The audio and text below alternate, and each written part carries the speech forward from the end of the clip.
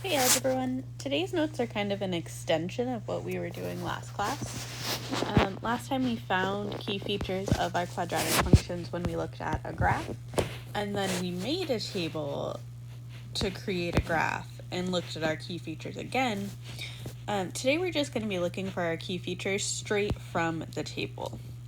So some important things we need to remember here. X-intercepts happen where our y value is equal to 0. Y-intercepts happen where our x value is equal to 0. And we can think of our vertex as the turning point. It's either the maximum value of our graph or the minimum value of our graph. So the first thing I'm going to do when I look at my table is look where my y values are equal to 0. And I have one point in my table right here and another one right here. So I know immediately those are my x-intercepts. They're at 1, 0 and 3, 0. And I personally find it helpful to kind of sketch out a little graph of what this parabola would look like. So right now, well, I know both my x-intercepts are positive, so let's change this graph a little bit.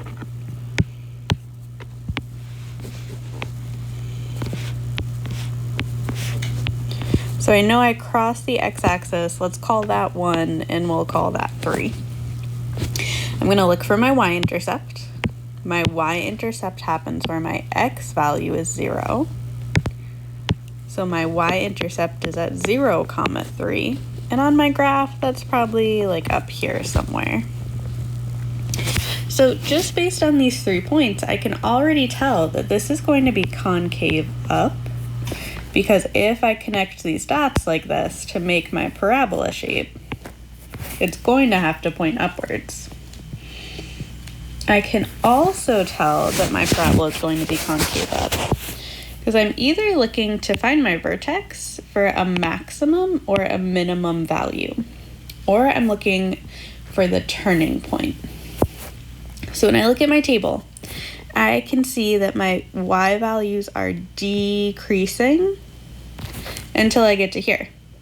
And now my y values start increasing on this side.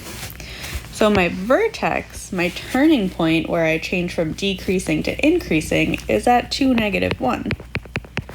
That's also the minimum value in my table.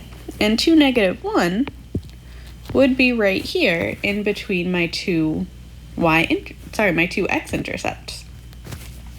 So if that point is my vertex, that means my axis of symmetry goes right through my vertex. If that vertex has an x value of 2, then my axis of symmetry is at x equals 2. Based on my picture and based on my table, I can tell that that vertex is a minimum value. I already know my concavity is facing up. Our domain for our quadratic functions is always -infinity to infinity. And to find the range, because this is facing up, I have arrows here telling me that this is going to go up forever. So I know the top value of my range is going to be infinity. The bottom value of my range, well, the lowest point on my graph has a y value at -1. So those are all the key features for this quadratic function. All right, next example, same idea.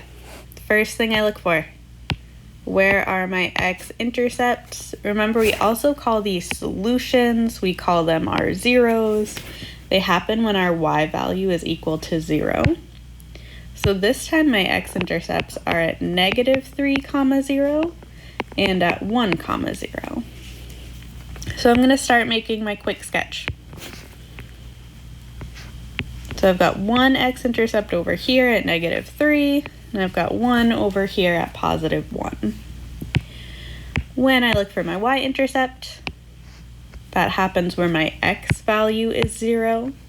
So my y-intercept is at 0, 3 again. And that's going to have to be like up here somewhere. So I can tell from my sketch that this one is going to have to be concave down if I go through all of those points. To find my vertex, when I look at my table, if I look at my y values, what's happening here is that my y values are increasing. Oh, and then they start decreasing, going from here. So my turning point is right here in the middle at -1, 4. That turning point is also right in the middle between my x-intercepts. It would be right up there. So if that's my vertex, that means my axis of symmetry goes through that point to split my parabola in half. So this would be at x equals -1. That vertex is a maximum point. My concavity is facing down.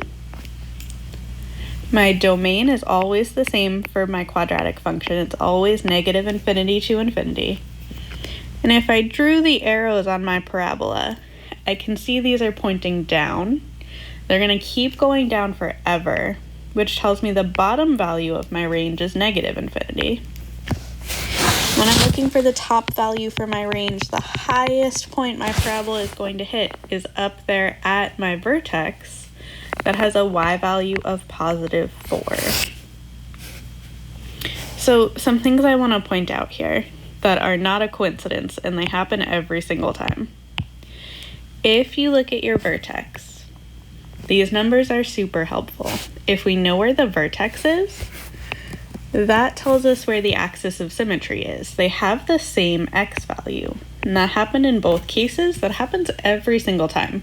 Your axis of symmetry is always the x value of your vertex.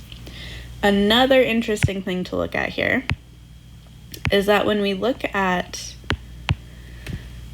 our range, well, the other value in my vertex, my y value, was -1. That y value also pops up in my range. In this case, that was the lowest value of my range because I know I had a minimum here.